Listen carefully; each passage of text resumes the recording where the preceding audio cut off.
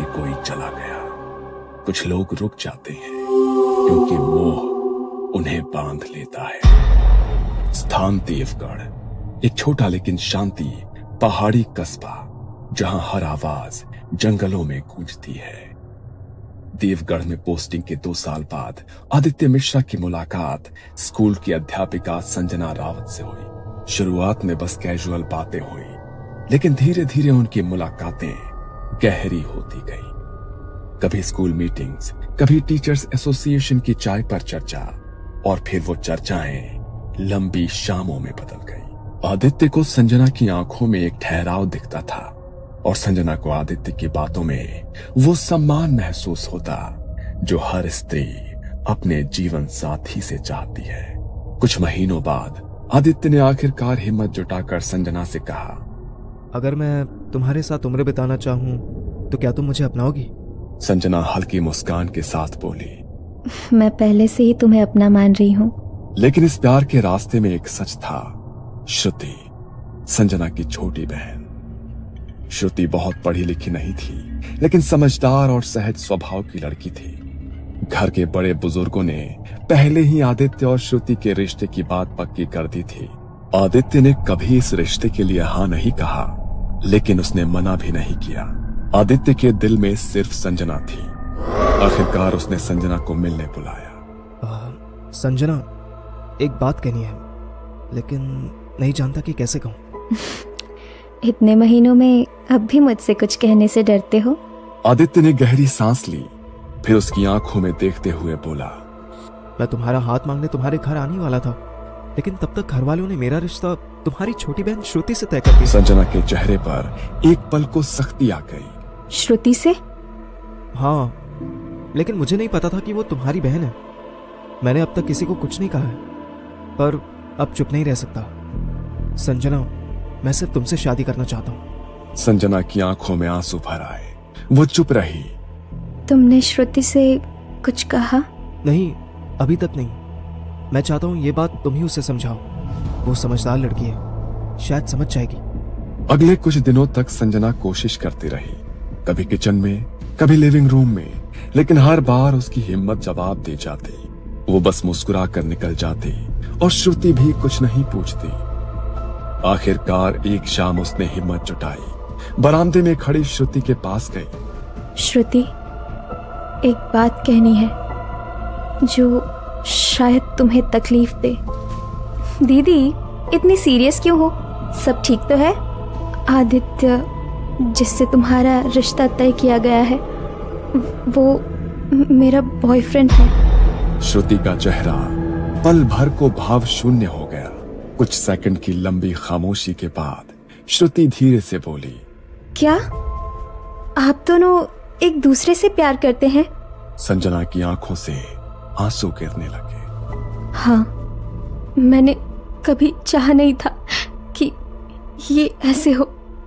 मैंने तुमसे कुछ भी नहीं छीना, बस ये सब बस हो गया। श्रुति लंबे समय तक बस संजना को देखती रही, फिर हल्की मुस्कान के साथ कहा, आप खुश रहो दीदी, बस यही काफी है मेरे लिए। संजना की आंखें छलक उठी। उसने श्रुति को कसकर गले लगा लिया। बाद में आदित्य ने भी श्रुति से माफी मांगी। श्रुति बस आदित्य से इतना बोली, कभी इन्हें मेरे प्यार का एहसास मत होने देना, बस दीदी को टूटने मत देना।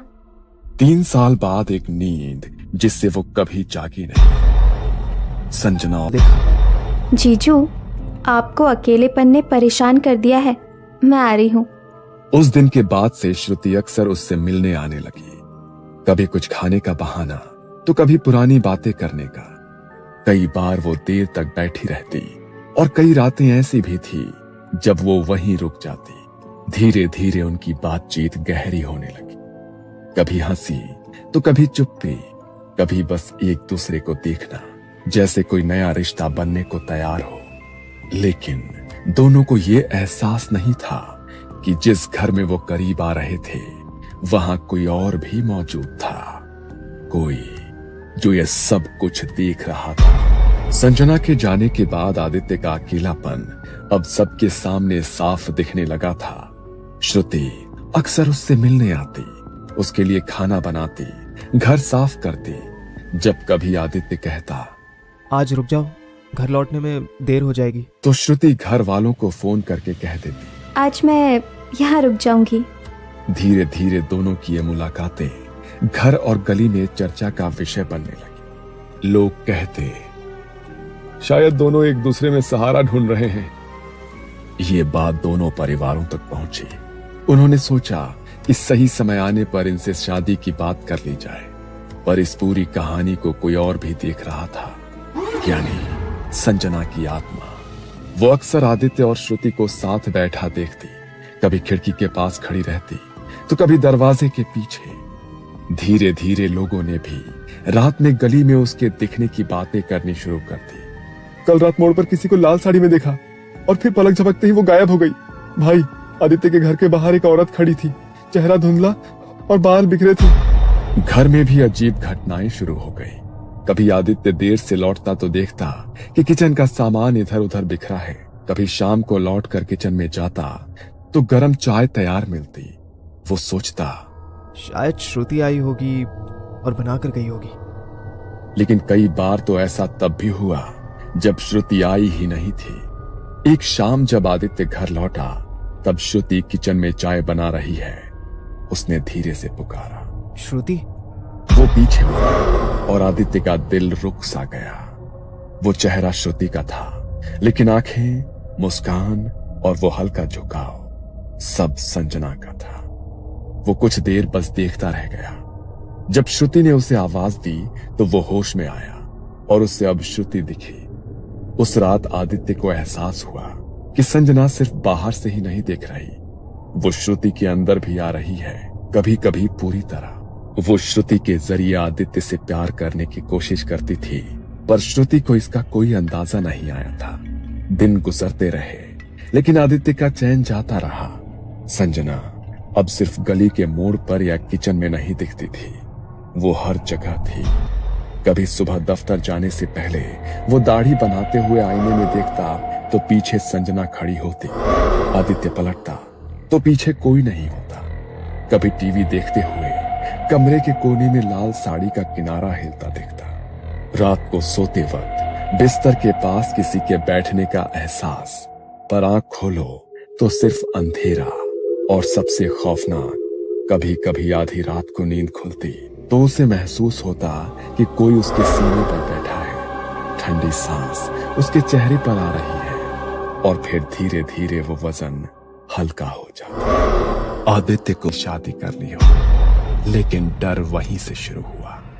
रात को जब आदित्य और श्रुति सो जाते तो कई बार आदित्य की नींद एक एहसास से खुलती कि बिस्तर के पास कोई खड़ा है। लाइट जलाने पर बिस्तर खाली होता, लेकिन खिड़की आधी खुली होती और बाहर गली से किसी औरत के पायल की छन छन की आवाज आती। श्रुति अक्सर बिना वजह के घंटों आईने के सामने बैठी रहती। अपनी साड़ी का पल्लू वो बार बार ठीक करती। एक दिन उसी आईने में आदित्य को देखते हुए उसने कहा, अब कोई मुझे तुमसे अलग नहीं कर सकता। आदित्य की नजरें उसके हर हाव भाव पर थी। आज उसने ठान लिया था कि वो सच सामने ले आएगा। संजना। श्रुति के हाथ रुक गए। कुछ पल उसने कुछ नहीं कहा, फिर बहुत धीरे से उसने सिर घुमाया। उसके चेहरे पर हल्की सी मुस्कान थी, वही मुस्कान जो आदित्य सालों पहले देख चुका। संजना, ये तुम हो ना? श्रुति धीरे धीरे आईने के सामने खड़ी हुई और बिना पलक झपकाए आदित्य की तरफ देखा। मैं कहीं नहीं गई थी आदित्य, तुमने मुझे जलाया जरूर, लेकिन मेरा प्यार मरा नहीं। श्रुति का शरीर क्यों? ये उसका जीवन है, तुम्हारा नहीं। तुमने मुझे चाहा था, मेरी जगह कोई और कैसे ले सकती है? अब ये शरीर मेरा है और तुम भी। तुम पागल हो गई हो। पागल नहीं, तुमसे अलग होने के दर्द ने मुझे जिंदा रखा है आदित्य। लेकिन अब अगर तुम चाहते हो कि मैं श्रुति को ऐसे ही छोड़ दूं, तो तुम्हें मुझे कीमत देनी होगी। कीमत? कैसी कीमत? उसने अजीब और खतरनाक मांगे करना शुरू कर दिया। तुम्हें पवित्र तेल से दिया जलाना होगा और 7 रातों तक उसे कोई ना देखे, बस जलता रहे। उस मंदिर की मूर्ति लाकर दो जहां हमारी पहली मुलाकात हुई थी। और एक रात उसकी आवाज ठंडी और पत्थर जैसी हो गई। एक बलि चाहिए, बकरा नहीं या मुर्गा नहीं, इंसान। आदित्य डर के मारे कुछ कह नहीं पाता। वो जानता था अगर उसने मना किया तो शायद संजना श्रुति की जान ले लेगी, इसलिए उसने हर मांग पूरी करने की कोशिश की। तेल का बर्तन, मंदिर की मूर्ति, लेकिन हर बार एक मांग पूरी होते ही दूसरी और भी भयानक मांग सामने आ जाती। आदित्य को अब समझ आ गया था कि यह मोहब्बत नहीं, पागलपन था, और अगर उसने कुछ नहीं किया तो वो श्रुति को हमेशा के लिए खो देगा। आदित्य अब टूट चुका था। संजना की आत्मा की अजीब और खतरनाक मांगे, श्रुति का बदलता स्वभाव और अब श्रुति का गर्भवती होना, सब मिलकर उसे अंदर से तोड़ रहे थे। हर रात उसे डर सताता था कि अगर ये आत्मा बच्चे पर भी हक जताने लगी तो क्या होगा। आखिरकार एक रात उसने तय किया कि वो अब चुप नहीं बैठेगी। गांव के बाहर पहाड़ी रास्तों के बीच एक पुराना आश्रम था जहां बाबा सुदर्शन नाथ रहते थे। कहते हैं कि बाबा ने कई खतरनाक आत्माओं को मुक्त किया है, लेकिन उनकी विधि आसान नहीं थी और हमेशा खतरे से भरी होती थी। आदित्य ने जैसे ही बाबा को अपनी पूरी कहानी सुनाई, बाबा की आंखें सिकुड़ गई। बेटा, मोह में फंसी आत्मा सबसे खतरनाक होती है। प्यार और पागल में फर्क मिट जाता है और वो किसी भी हद तक जा सकती है। अगर ये आत्मा वाकई तेरी पत्नी है तो समझ ले, इसे बाहर निकालना उतना ही मुश्किल होगा जितना किसी इंसान को उसकी सांस से अलग करना। पर बाबा, मेरी बीवी, मेरा बच्चा, वो खतरे में है। ये काम आसान नहीं है, इसमें जान भी जा सकती है। अगर तेरी किस्मत ने साथ छोड़ दिया तो ये आत्मा तुझ पर या तेरे बच्चे पर भी सवार हो सकती है। कुछ पल की खामोशी के बाद आदित्य ने सिर झुकाकर कहा, मैं तैयार हूं बाबा, बस श्रुति को बचा लीजिए। बाबा ने एक मोटी पीली कागज पर सामग्री की सूची लिखी। शमशान की राख जो अमावस्या की रात ली गई हो, पीपल के पेड़ की सूखी टहनी, काले तिल और सरसों का तेल का दीपक, लाल धागा जो किसी विधवा के हाथ से बंधा हो, और सबसे आखिरी एक मुट्ठी भर मिट्टी उस जगह की जहां संजना का अंतिम संस्कार हुआ था। इन सब के बिना विधि अधूरी रहेगी और आत्मा और भी भयंकर बन जाएगी। 2 दिन तक आदित्य ने हर चीज जुटाई। कई बार ऐसा लगा कि कोई अदृश्य ताकत उसके पीछे है। मंदिर जाते समय हवा का तेज झोंका, घर लौटते वक्त गली के कोने में वही लाल साड़ी का आभास, और रात को खिड़की पर दस्तक। अमावस्या के 2 दिन बाद बाबा शाम को आदित्य के घर आए। लिविंग रूम में एक गोल घेरा बनाया गया, चारों दिशाओं में दीपक रखे गए और बीच में हवन कुंड। श्रुति को घेरे के अंदर बिठाया गया। उसके माथे पर सिंदूर का गोला बनाकर बाबा ने एक काले तिल का तिलक लगाया। जैसे ही मंत्रोच्चार शुरू हुआ, हवा का रुख बदल गया। खिड़कियां खुद ब खुद बजने लगी, जैसे कोई हाथों से उसे पीट रहा। श्रुति का शरीर धीरे धीरे कांपने लगा, उसकी सांसें तेज हो गई। और फिर आदित्य, ये क्या कर रहे हो? मैं तुम्हें छोड़कर नहीं जाऊंगी। ये शरीर अब मेरा है। संजना, ये गलत है। श्रुति को छोड़ दो, हमारे बच्चे को छोड़ दो। अगर मैं नहीं तो कोई नहीं। मैं तेरा पहला और आखिरी प्यार हूँ। बाबा ने तुरंत पीपल की टहनी को हवन में डाला और शमशान की राख श्रुति के चारों तरफ छिड़क दी। ओम क्षप्रेत मोचनाय नमः। मंत्रों की गूंज से कमरा भर गया। तभी अचानक श्रुति के चेहरे पर एक डरावनी मुस्कान फैल गई। उसकी आंखों से दर्द में आंसू बहने लगे। आदित्य ने पहली बार महसूस किया कि ये अब सिर्फ उसकी पत्नी की आत्मा नहीं है, ये हद से ज्यादा डरावनी बन चुकी है, जैसे बाबा ने पहले बताया था।